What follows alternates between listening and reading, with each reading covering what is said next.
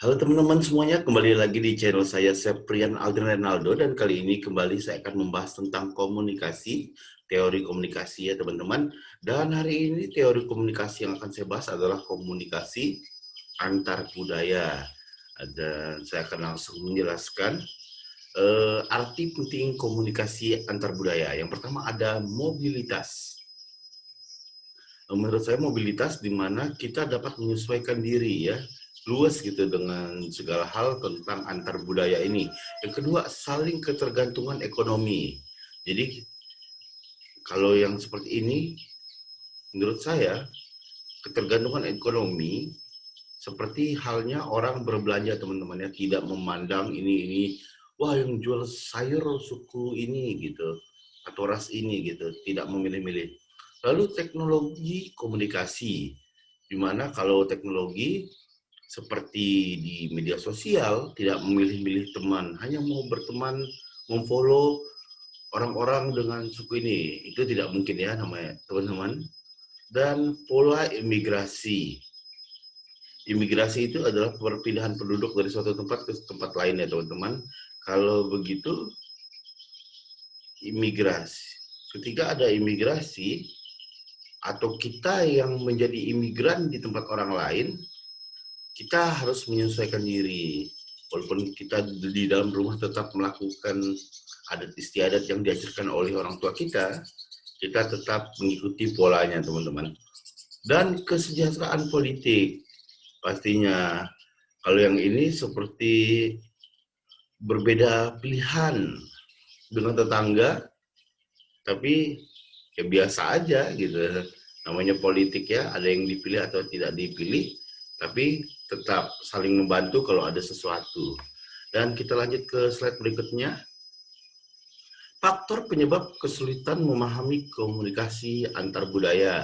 Yang pertama ada etnosentrisme, yakni kecenderungan untuk mengevaluasi nilai, kepercayaan, dan perilaku dalam kultur sendiri sebagai lebih baik, lebih logis, dan lebih wajar ketimbang kultur yang lain. Ya ini dia, mengevaluasi nilai ya. Jadi kita tuh sebenarnya harus belajar, oh di suku ini, di ras ini, di agama ini, di adat ini nggak boleh loh gitu. Kita pengen mempersamakan budaya kita dengan budaya orang, padahal kita di tempat orang gitu teman-teman. Dan yang kedua, kesadaran dan tidak kesadaran. Bila Anda dalam keadaan tidak sadar akan bertindak dengan asumsi yang biasanya tidak layak secara intelektual.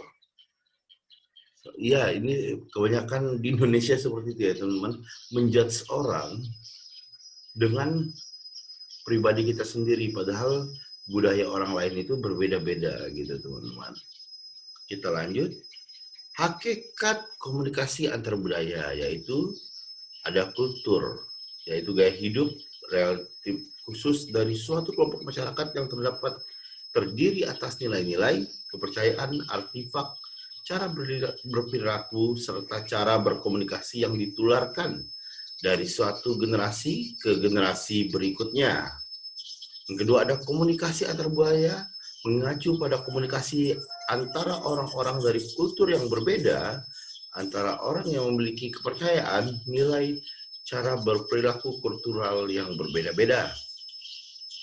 Ini hakikat ini sudah paling baik ya teman-teman, di mana antar budaya itu harus memiliki itu, menghargai sesama teman-teman. Dan kita lanjut yang C, ada enkulturasi, adalah proses di mana culture ditransmisikan dari satu generasi ke generasi. Nah, ini seperti melestarikan budaya teman-teman.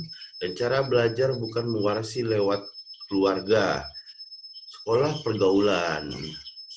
Ini seperti kita tinggal di suatu daerah, kita bukan suku tersebut, tapi kita ikut, misalnya ikut kelas seni tarinya gitu. Jadi kita mewarisi budaya, kultur dari generasi yang lain, tapi padahal kita bukan suku atau ras itu ya teman-teman.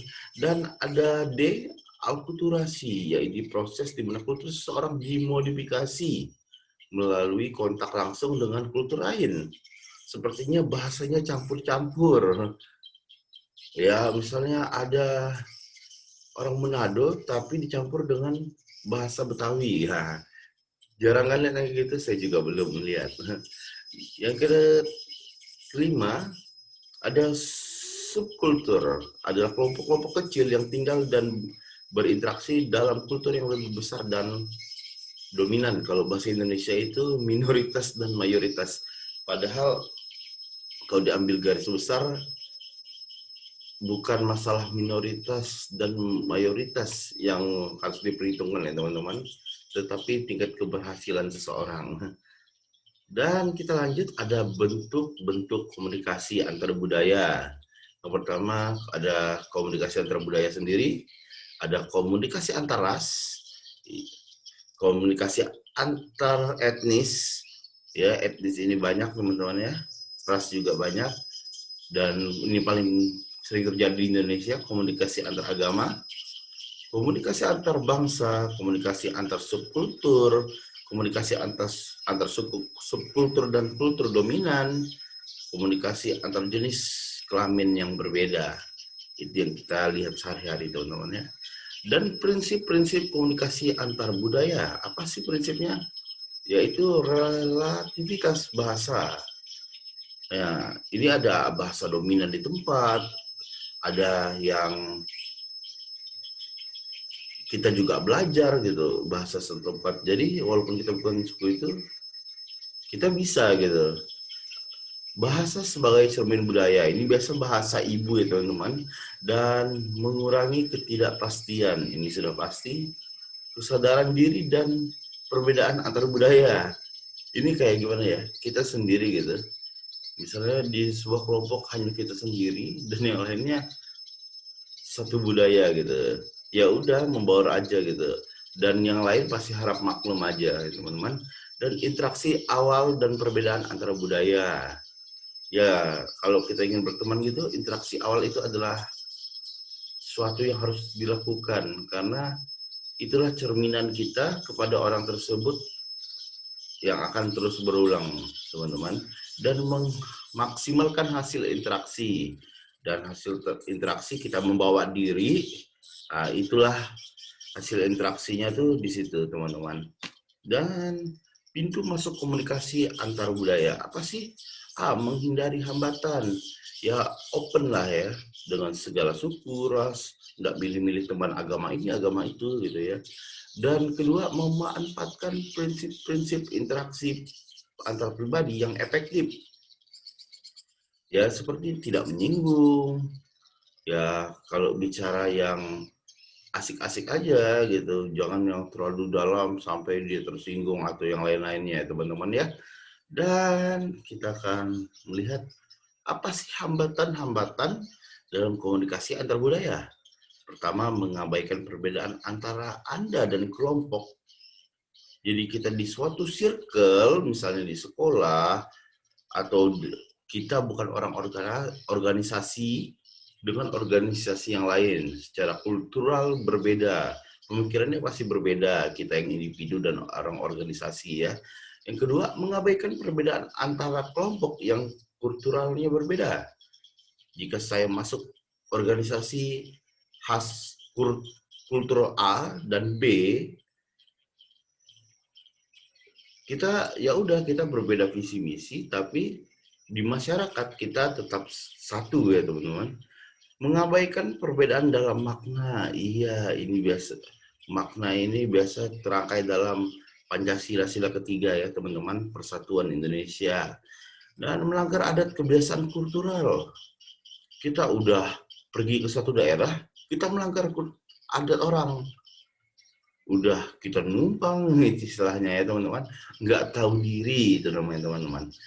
Dan menilai perbedaan secara negatif, ini paling nggak boleh nih, wah suku ini masa gini, itu paling salah teman-teman. Yang keenam, ada kejutan budaya. Ya kita pasti ada culture shock ya teman-teman, tapi itu bisa diatasi dengan cepat. Seperti halnya kita ke jalan-jalan ke tempat ke Bali gitu, pasti ada culture shock, tapi kita menikmati budaya tersebut, teman-teman. Dan cara menghindarinya gimana sih? Sadari perbedaan antara Anda dengan orang dari kultur yang berbeda. Ini sudah saya jelaskan tadi. Yang kedua, sadari bahwa perbedaan selalu ada dalam kelompok apapun. Betul, karena ini Indonesia.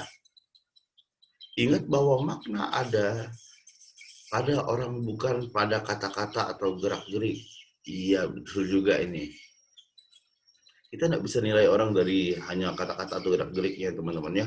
Wah, ini kasar. Padahal aslinya di suku itu ya biasa aja ngomongnya. Itu hal yang wajar, teman-teman. Dan ingat kebiasaan budaya dari konteks komunikasi antar budaya. Iya, saling menghargai dan menerima ya, teman-teman. Dan hindari evaluasi negatif terhadap perbedaan culture. Ini udah saya bahas tadi, yang tidak bisa menjudge sebuah suku hanya karena kita menjalani suku yang berbeda dengan orang. Karena kita tidak memilih lahir dari suku apa, teman-teman. Dan 6, menghindari kejutan budaya. Ini yang tadi, culture shock ya. Memang sering terjadi, tapi perlahan-lahan sebenarnya ini gampang diatasi kalau kita bisa menerima keadaan sekitar, teman-teman. Jangan terus gitu ya, memikirkan hal-hal yang negatif dulu, padahal belum menjalani namanya. Terlalu cepat menilai dan menjudge ya, teman-teman. Dan memanfaatkan prinsip-prinsip interaksi antar pribadi secara efektif. Yang pertama, keterbukaan, empati, sikap mendukung, sikap positif, kesetaraan, ini paling penting ya, dan kepercayaan diri, kedekatan, manajemen interaksi, dan ekspresi, berorientasi pada pihak lain. Inilah prinsip interaksi ya, teman-teman. Ini hal dasar yang seringkali dilupakan. Dan kita, ya, slide-nya sudah selesai, teman-teman. Dengan memanfaatkan prinsip-prinsip interaksi, diharapkan kita mempunyai sikap yang positif dan tidak terlalu mengambil sisi negatif orang dengan nilai hal buruk dari suatu, membanding-bandingkan ras atau suku sesuatu, suku saya lebih baik atau gimana dengan yang lain, yang tetapi tetap menjaga kedekatan dan manajemen interaksi. Jika tidak suka dengan sesuatu yang culture orang, simpan dalam hati dan jangan dilakukan, tapi tetap menghargai satu sama lain, teman-teman. Ya, demikianlah presentasi dari saya hari ini. Jangan lupa like, comment, and subscribe, dan klik tombol like jika suka, teman-teman. Jangan lupa komen, dan tunggu video-video saya berikutnya di teori komunikasi. Sampai jumpa. Ciao.